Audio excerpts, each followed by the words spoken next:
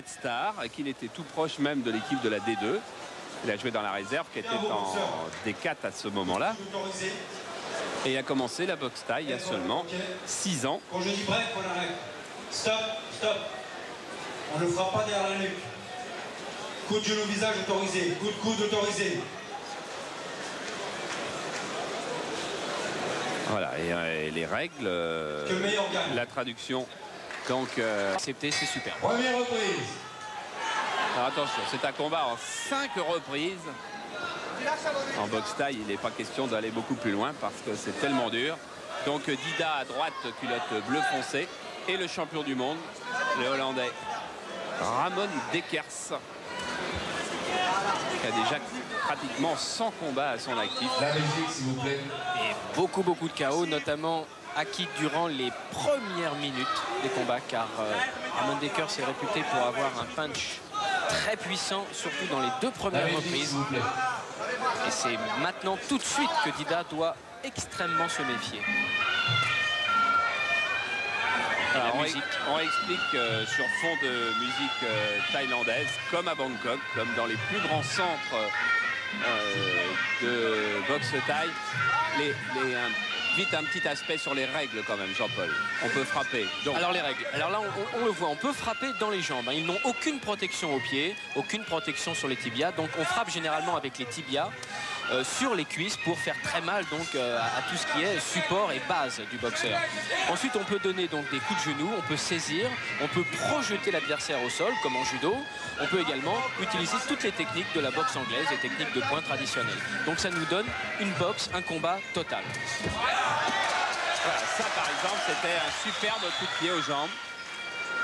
Alors il y a tout un système de blocage bien évidemment sur ces low kicks, les coups de pied dans les jambes. Et il faut donc monter la jambe plus vite que l'adversaire pour bloquer avec le tibia.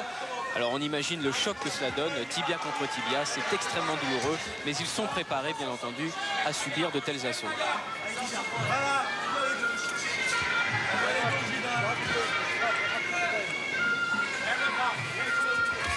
Alors Ramon Dekers comme Dida ne possède pas un style très rapproché, c'est-à-dire qu'ils ne sont pas vraiment férus de corps à corps et de projection. Et c'est tant mieux car la boxe thaïlandaise, à mon avis, est beaucoup plus belle lorsqu'elle se fait à mi-distance. Pour le moment, on est encore dans une phase de préparation, avec beaucoup de coups de pied, peu de coups de poing.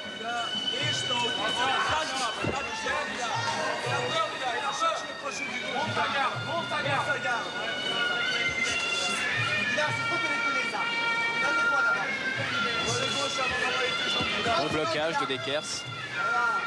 Dekers qui guette, visiblement il guette. Et attention car c'est un très gros frappeur des poings. Et son arme, c'est le crochet du gauche. L'arme qui avait abattu le Thaïlandais Kobal et qui l'a rendu très célèbre. Et tentative de coup de coude de Dida. Voilà, alors cette saisie de jambe est parfaitement autorisée. Voilà, et avec un enchaînement derrière. Il a un petit peu plus de rythme, Dida. La bouteille d'eau, Léon. Moi, regarde, il cherche que le crochet de gauche. Hein? Bouteille d'eau, Léon. Il va sur la tête. De l'eau. Voilà, c'est ça. Maintenant, le combat va certainement prendre un peu plus de rythme. Les 2 hommes se sont testés, ils se connaissent bien. Hein. C'est deux des plus grands de la boxe thaï qui sont sur le ring de Levallois ce soir. Il y a une très grande marque au tibia de la jambe droite de Dida. C'est assez inquiétant car ça peut lui donner une faiblesse à l'impact et également lors des blocages. Alors, ces échanges de coups de tibia dans les cuisses, c'est très très douloureux. Hein. Vraiment, c'est parce qu'ils sont préparés qu'ils ne flanchent pas. Mais on se rappelle très bien des béquilles qu'on se donnait quand on était gosse dans la cour de l'école. C'est exactement ça, hein. Ça choque très fort le quadriceps. On a vu une tentative de coup de coude de Dida sur Dekers. Là, un déséquilibre.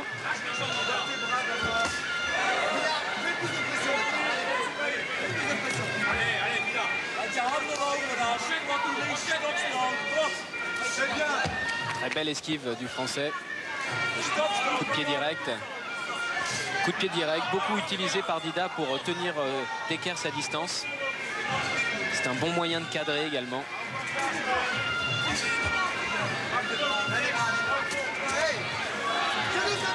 Ah oui, ça c'est effectivement autorisé. C'est cette jambe et cette projection. Et oui, c'est dans les règles. Alors, ça fait pas grand mal, mais psychologiquement, c'est toujours délicat de se retrouver au sol avec son adversaire glorieux. Il a du mal, Dida, ce soir. Il a du mal. Il a en face de lui un très gros frappeur.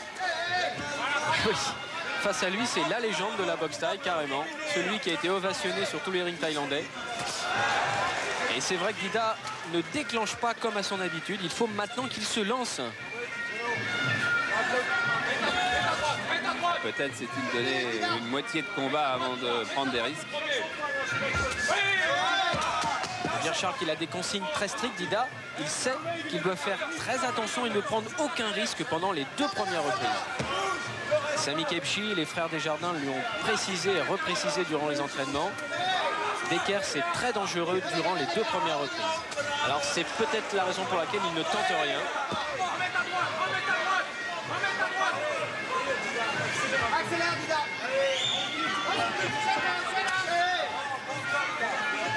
Il devrait plus utiliser son point avant et sa jambe pour tenir le Hollandais à distance.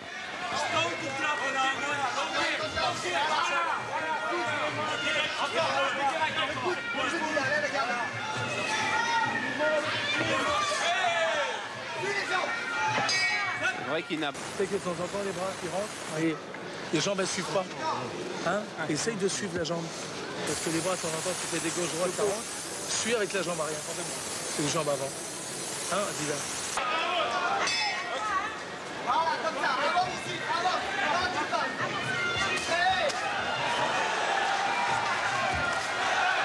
Voilà, ça y est, le combat, je crois, va démarrer pour de bon maintenant.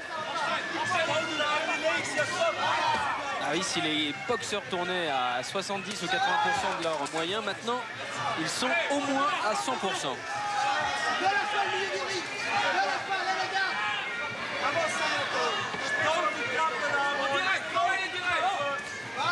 Mondecker qui prépare son crochet du gauche.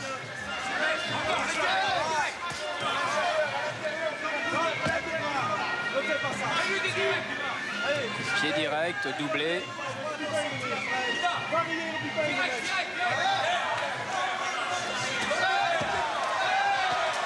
Ça, c'est ce que Dida doit faire plus souvent.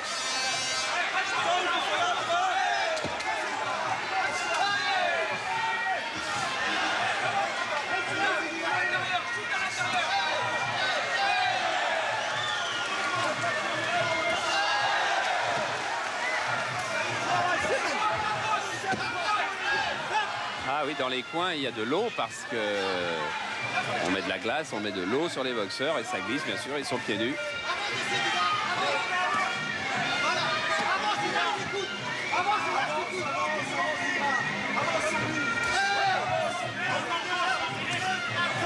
Et le kick très puissant de Dekers. Oh là là, il a été tellement puissant qu'il a rebondi sur la jambe de Dida et il a chuté. Il a eu mal, Dida, sur cette technique. Il a eu très mal. Ils vont prendre des risques maintenant, tous les deux. Ah oui, les présentations sont largement faites. Voilà, et quand Dekers frappe comme ça, très fort dans les jambes, c'est qu'il prépare ses enchaînements de points.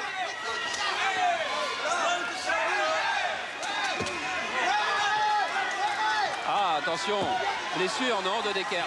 Et si c'est l'arcade qui s'est rouverte, le match n'ira pas à son terme. Blessure de Dekers, coup de théâtre. Voilà, c'est au front, la blessure va être difficile à arrêter.